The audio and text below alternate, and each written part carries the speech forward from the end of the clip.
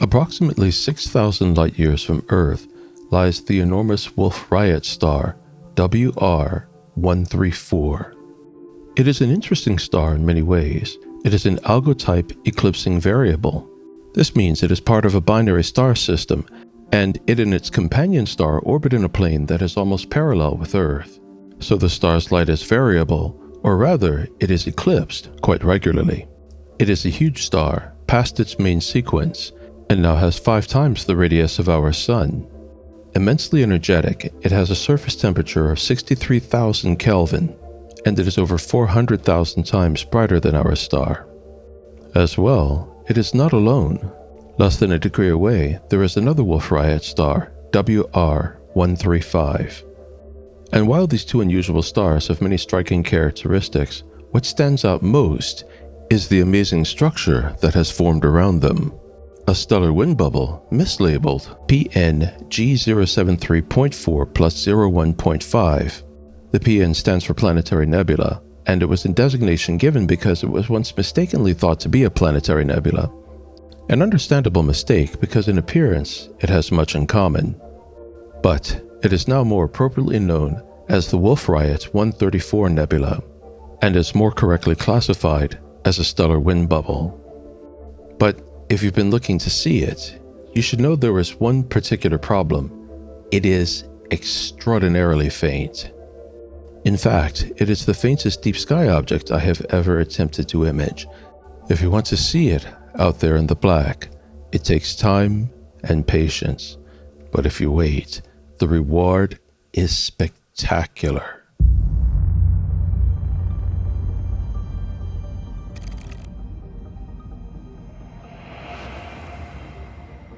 The stellar wind bubble is so faint that even with 32 hours of integration, I feel like I've only begun to reveal it. There are a great deal of reflective and emitting materials within this image that, by and large, overwhelm the appearance of the bubble, especially in the lower right corner, where hydrogen in the background can easily wash out the oxygen 3 frequency emissions. And the detailed structure toward the middle, as well as the nebulosity, is so exceedingly faint that in the majority of photographs, it doesn't show up at all. This may also be in part because the majority of the photographs I've seen of this object are entirely narrowband. And as I've talked about in previous videos, while narrowband is excellent at cutting through light pollution, and in revealing detail buried in other light emissions, such as the stellar wind bubble that you see here, it has the disadvantage of blocking much detail as well. I was determined when I shot this image to reveal the varied, complex structure concealed in faintness, as well as the variety of materials and colors within this image. Since I have the advantage of living beneath extremely dark skies, I would accomplish this goal with most DSOs by shooting entirely in broadband. But with this DSO, because much of the stellar wind bubble was drowned out by the background information, it was necessary to home in on the emissions from the bubble in order to fully reveal it, necessitating extensive use of an Antlia 7nm O3 narrowband filter. So, of the 32 hours that I imaged this target, 13 hours were focused on O3 integration. This is a target which lends itself well to false color, and if you pop onto Astrobin, you're going to see that most of the images of this target are in false color, frequently in the HOO palette. The problem is, those images shot in the HOO palette miss much of the information. I'll show you. This is 13 hours of O3 integration and an hour and 20 minutes of HA integration. Admittedly, I did not shoot much HA. I only used it one night when there was a 3/4 moon up for part of the night. But since the moon was on the other side of the sky, I went ahead and shot the target anyway, using relatively short narrowband exposures of 120 seconds at HCG gain. But notice, there is no nebulosity in the central area. There is the hidden structure revealed in the O3, but the nebulosity is simply missing. We don't see the nebulosity until we look in broadband. To reveal it, I'll switch to an LOO color palette. This color scheme derives its color in the same way as HOO, but uses luminance in lieu of the HA. The luminance filter captures light and therefore builds signal 3 times faster than RG and B filters, and anywhere from 25 to 100 times faster than narrowband filters.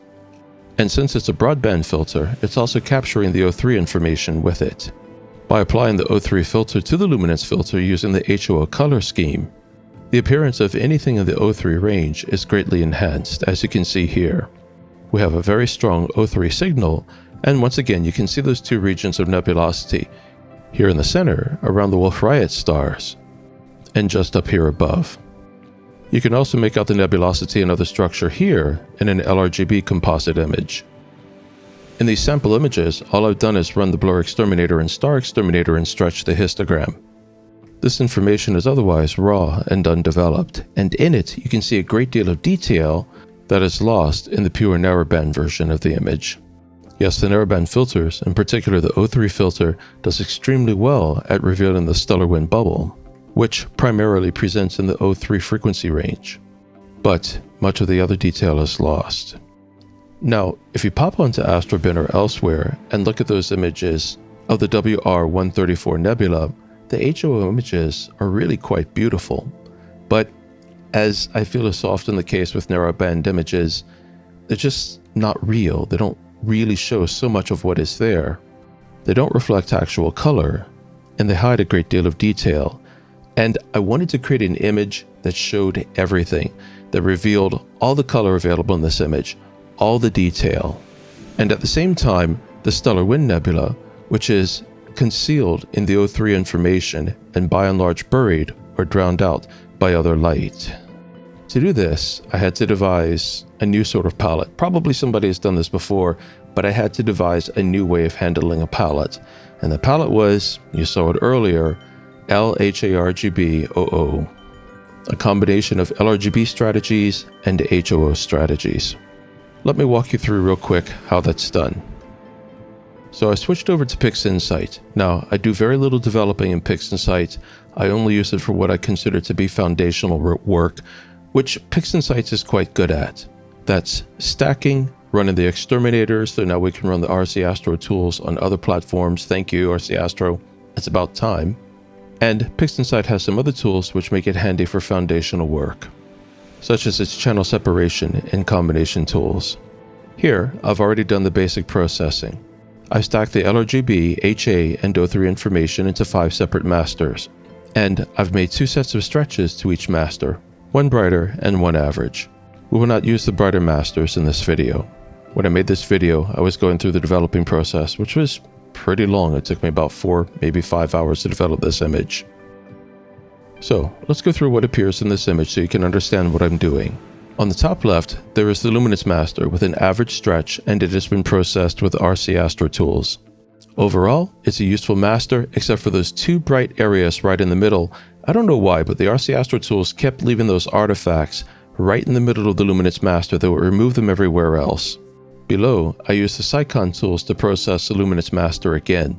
The Cycon tools did not do as well pulling detail out of the Luminance master, but they did get rid of the bright star-like artifacts. So later in developing, I just blended in the central nebulae from the Cycon Luminance master with the XT master. We'll touch upon that later in the developing process when it's time to use the Luminance plates to make a true color image. Just to the right of the Luminance master, you see the RGB master. That is simply the R, G, and B channels that have been combined. On the upper right, you see the HA master, and on the lower right, you see the O3 master. Now that I have all my masters cropped, stretched, and prepped, I'm going to run the noise exterminator on them and clean them up, and then we'll begin color combination.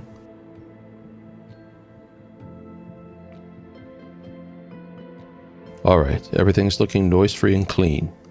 I'll begin by making a typical HOO image. To do this, I'll just open the channel combination tool and drag the HA into the red section of it. Then I'll drag the O3 information into the green and blue areas.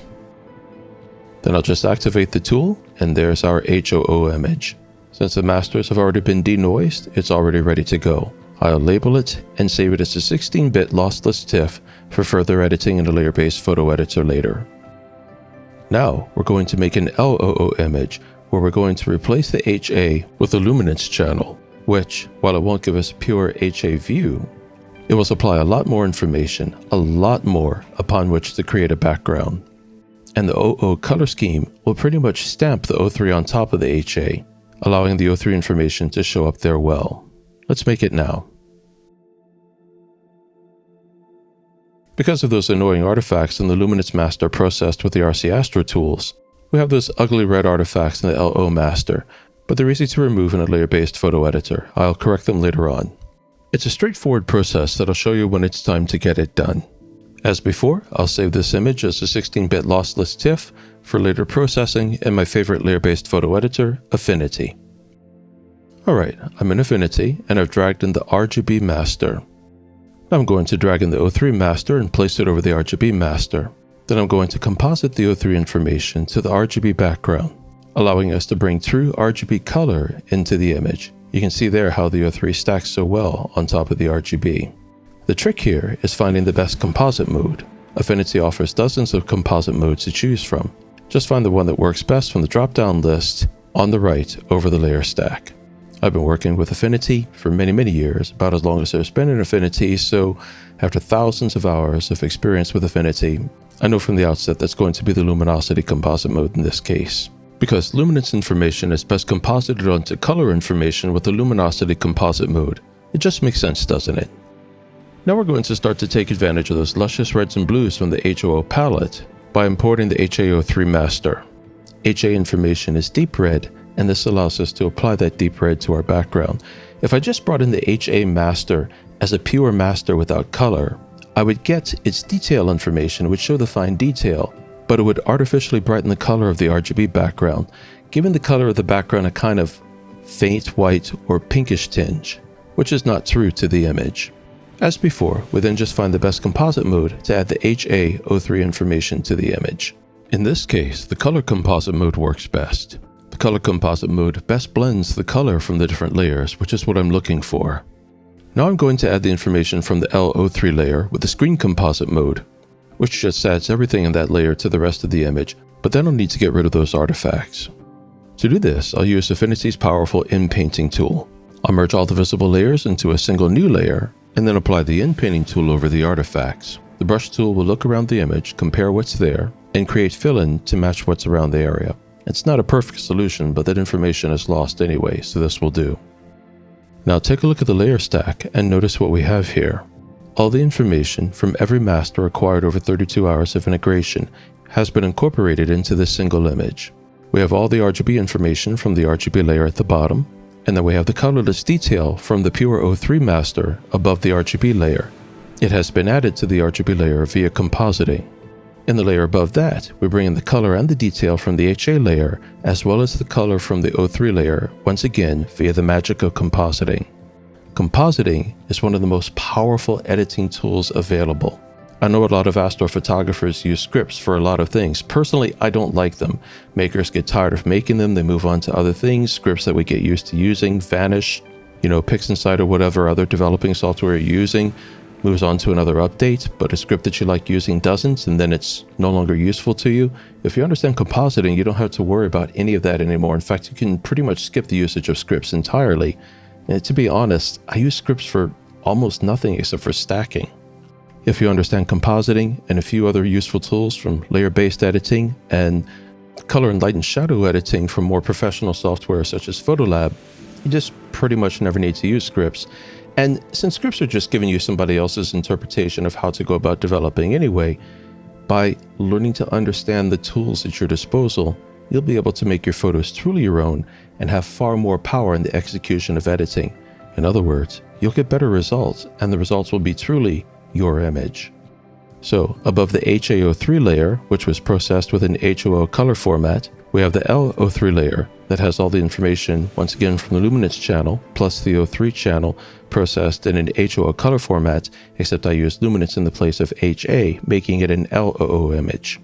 This applies all the additional information from the luminance channel in the form of color, detail, light, and shadow, along with the O3 information's color once again to the image. And so in this layer stack, we have all the information from the 32 hours of developing, all the various masters, L, RGB, HA, and O3. There is another layer above the stack called Levels, but the layer is turned off. You can tell because the eyeball on the right is off. Levels is kind of like a more sophisticated curves tool. I was just using it to check some details in the information before moving on to the next step of editing. And that one layer you see called Compound, well, that's just all the masters merged together. I had to merge them together in order to use the in-painting tool earlier. It had to affect everything equally, in order to make a good estimate of what should fill that area where those artifacts were. Now what I'm going to do is save this new output as a 16-bit lossless TIFF. This new lossless TIFF has all the information from all 5 layers contained within. It needs additional color balancing. In particular, we need to correct the 2 points of nebulosity within the image because they've acquired too much red from the HOO layers. And we need to balance the light and shadow. The screen composite mode simply adds this information to everything else. So it made for a bright image, but that's easy enough to correct in a professional color and luminosity editor. So I'm going to save this as a 16-bit lossless TIFF like I said, and then open that TIFF in Photolab. I saved the TIFF as LOO, which I guess in retrospect was confusing, since this TIFF has all the combined information. But at the time, I was thinking this image is still following primarily an LOO color format still. We'll bring truer color back to the image in a moment. But for right now, I need to properly balance the brightness of this image. It's much too bright, and there's not nearly enough contrast. I've opened Photolab 8 and I'm going to select LOO PL, which tells me that I'm working with the LOO image that was designated to be developed in Photolab. Photolab has an incredible tool called DxO Smart Lighting. Usually, but not always, it works very well with astrophotos, balancing brightness with darker regions, allowing for the smooth and perfect presentation of all the information from darkest to brightest within an image. Like I said, it doesn't always work, but usually it does, and when it doesn't, you can adjust its corrections in a number of ways, either with the tool automatically itself or with the tool in conjunction with adjustments to the selective tone sliders and the curves tool. But the tool is very effective. Watch what happens when I turn it on. That's an instant and highly desirable transition. I'm going to fine-tune it a little bit with the selective tone tools and the curves tool, but by and large, I like it just as it is. I just have to do a little work to this to prepare it for the next stage in developing. I'm going to use Photolab's extremely good and thorough curves tool to bring down the gamma, and the selective tone tool to brighten the blackest areas, while dimming the slightly overbright area to the right to preserve the detail.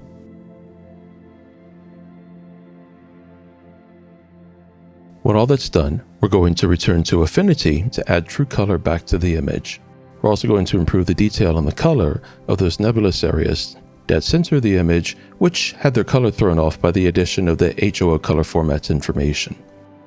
We're back in Affinity starting a new workflow, and I've already dragged in the luminosity and RGB masters that were processed with the RC Astro exterminators. So once again, I'll have to remove those artifacts from the luminosity master.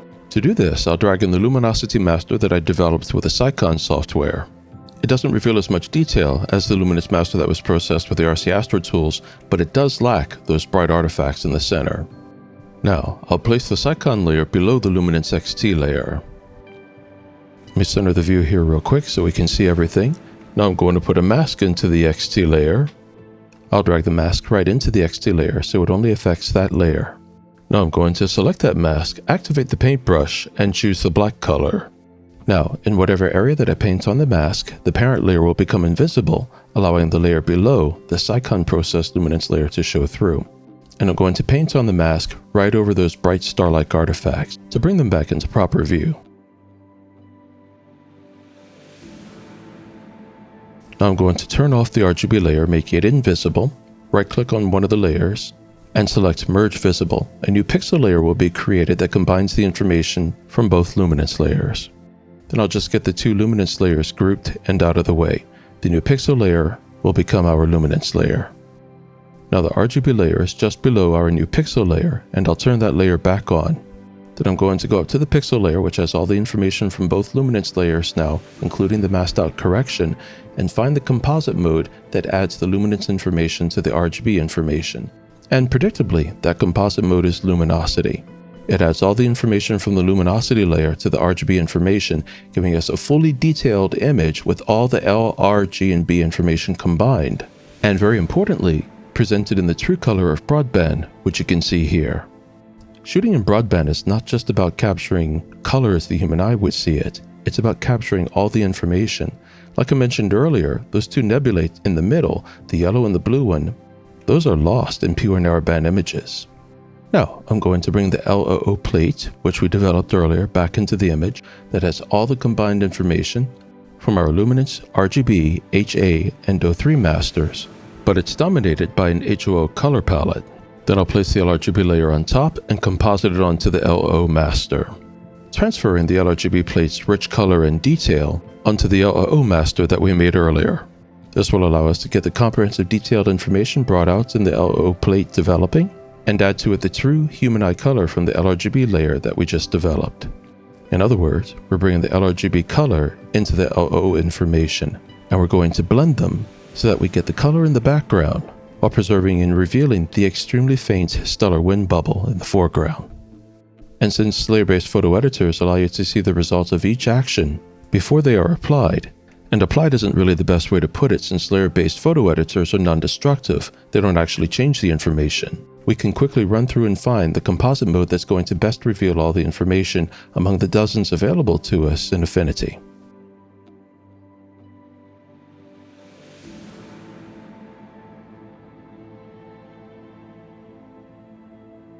In the end, the screen composite mode once again is the one that does the trick. It makes for a bright image, but it carries everything over, simply adding all the LRGB information to the LOO information.